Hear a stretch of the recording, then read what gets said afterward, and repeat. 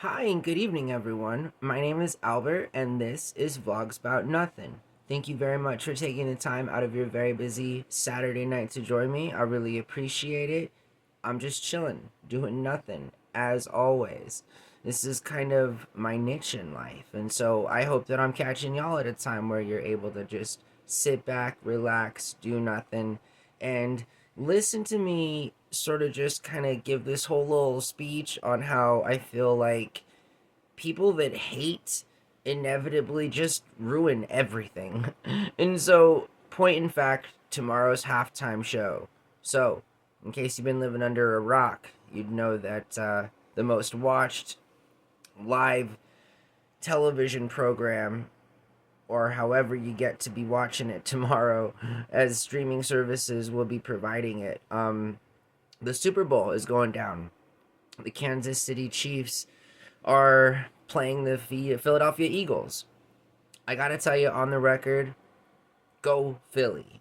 I have been to West Philly and I've spent actually like 3 weeks out there one time, and I loved it. It's one of my most favorite places I've ever been to is West Philadelphia, University City. I stayed at a Sheraton hotel there for 3 weeks and it was awesome. But regardless, I also got to eat at Gino's and Pat's, and Abner's was my favorite steakhouse there. But anyways, go Eagles for real. I don't know. There's something about the Chiefs that I just hate on. So that's what we're talking about, in fact. But moreover, I want to talk about how tomorrow's halftime show is emblematic of how haters seek to destroy everything good in life. All right. So, in case you're one of the five people who vibe on Kendrick Lamar. Again, I just talk about industry plant. Probably the biggest industry plant since Jumex is Kendrick Lamar. I mean, I've always thought of this guy as a plant since Humble.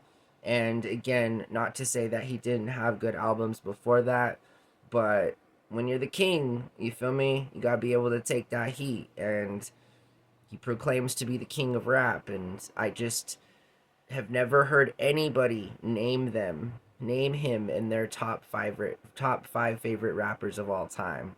Have you? I mean, again, a couple of bangers, yes. Money Trees. I'm not saying that he hasn't made some good songs 15 years ago. But regardless, tomorrow, so hip hop is about poetic justice, as Tupac so eloquently coined the phrase, being that it is an agent for social change, right? NWA, some of these first groups in hip hop were about making it public conversation as to what was going on in inner city ghettos and how their plight and how specifically their very targeted systemic racist system they were taking a part in unknowingly as citizens, right, all over the country as it concerned being black, poor, brown, or white, or all those things all at once, and being openly segregated against, whether that's specifically from the government in the early 80s or the continued um, predication on vulnerable property, on vulnerable, populations to this very day. All I'm saying is that hip hop has always, I guess, for me, been a way to express things that are going on in the world. Kind of like comedy, but on a darker tone and with a melody and a beat and a phrase and like a chorus and stuff, just different ways, but nonetheless achieving the same things. And I feel like Drake has is still number one. To those people out there who are trying to like put plants down on the industry and have artists win Grammys that, I mean, we didn't even know, drop new stuff, right? And again, like, just so tomorrow, I think it's a slap in the face to the game of hip hop to have Kendrick Lamar perform a headline Super Bowl show in New Orleans, all right? Where Cash Money and Lil Wayne and Birdman, and for all intents, right? Birdman, I'm saying Birdman, right? And his brother, Slim and Master P, you feel me? Like, again, these guys are very influential as it concerns any time of pleasure in all of our middle aged or younger lives while we're out and about listening to music that is essentially the soundtrack to a generation. Drake is the highest selling artist of this century, you know? And moreover, he hasn't even put out anything new, and he's still the most streamed rapper on Spotify. I just don't understand how plants can continue to try and challenge things that are not even challengeable. So it's bad. It makes the rap game look bad when you got a plant up on stage for the biggest crowd in the entire world and you're playing on some hate. You feel me? You're playing Not Like Us, or you're doing your little, like, what kind of nonsense is that? Who gives an entertainer the kind of exposure like that to perpetuate a narrative that has yet proven to be false, misleading, and grossly affecting an artist as it concerns just their aura, I'm sure, their lifestyle, but nonetheless it hasn't dethroned them, as it, again, more with empirical evidence, is proven through number one most streamed and number one most sold. You feel me? And again, that continues to be Drake. While people like Kendrick Lamar, the answer to that question obviously is Jay-Z. So the guy who's now in charge of all of the entertainment that goes down during the Super Bowl halftime performances, that man is named Sean Carter, otherwise known as Jay-Z. So Jay-Z, somebody who proclaims as himself to be like a pioneer of hip hop, you feel me, and somebody who's been around a long time. I mean, the man is old enough to be all of our grandfathers, right? I mean, seriously, this is an old guy. And it's just weird how these weird beefs that have occurred over the course of their careers seem to have somehow like surfaced again, and they use them for personal beefs with one another. No one wants to see Kendrick Lamar perform tomorrow. Like, I can assure you of this. The again, and not to say, I'm sure he's got some fans, Avi. I'm sure there's some narrative being pushed by certain groups of people out there.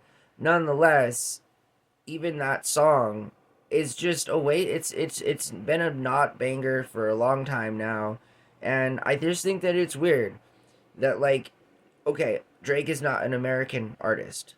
American, right? He's from Canada or whatever. But, like, I don't understand. He does business here in America.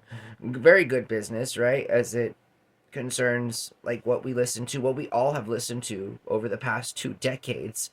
And so all I'm saying is that I just think it's weird that hip hop continues to go down this road of self destruction when, in fact, in all of its irony, was created to do just the opposite. That's all that I'm saying. And as much as I will listen to Money Trees and I'm trying to think of some other songs that he's got, again, like, there's not many, but I'm not hating on Kendrick Lamar so much as that I'm hating on the message that he conveys to give himself clout to end up on the Super Bowl halftime performance stage. That in and of itself is weak. And nobody should end up on that stage as a result of some feud or some allegation. That's not talent. That's called trolling. The last time I checked in the digital world, that is literally called trolling. In the physical world, it's called lurking, stalking, being cringe, alleging things, with no substance, no substantiated sort of evidence to any of the claims. So I'm just saying that until that happens, which, again, I'm thinking is not going to happen, because that's the side I've always been on, even when they were trying to throw Drake under the bus for weird behavior or whatever. I'm just saying that the man is still number one. He's still beating Kendrick Lamar. He will be doing his own show as the performance goes by, right? And we all grit and bear our teeth through watching a middle aged man perform a song that's targeted against another individual middle aged man with direct allegations that are very serious. And that's something to celebrate in hip hop. Like, we had to witness Tupac and Christopher Wallace, Tupac Shakur and Christopher Wallace, go through a beef. And to their credit, both of them were extremely talented artists with major generational influence to this very day. Whereas I'm not sure anybody's going to even remember Kendrick Lamar in 10 years from now. Whereas again, Drake, 25 years into this century, continues to put out banger after banger. Your mom listens to Drake. You listen to Drake. Your grandma listens to Drake. We all listen to Drake, okay? Drake is like the modern Michael Jackson, the modern day Michael Jackson. You feel me? That's just the way that it is. Can't hate on the kid coming from a wheelchair out of Degrassi. You feel me? So, I mean, I guess that you can, and you can go through all of these great lengths too, but nonetheless, I still see the man selling out crowds across the international world market, while other people are focused solely on doing whatever they do. Anyways, I hope that you guys have a really good night. I'm not watching the halftime show, obviously. I don't even want to watch the Super Bowl, really, because it's just going to be a whole long 3 hour gambling ad, which, again, I don't know. Between the gambling and Kendrick Lamar, I just see no reason to watch tomorrow's Super Bowl. It would have been interesting if Drake would have also streamed his show while he was, just to throw it out there. I bet more people would watch his show if he streamed it live simultaneously as compared and or in conjunction to all the people who are going to turn their TVs off when they hear some dude with the most annoying beat ever and the only 3 words in the whole song, like, what are we not like, Kendrick Lamar?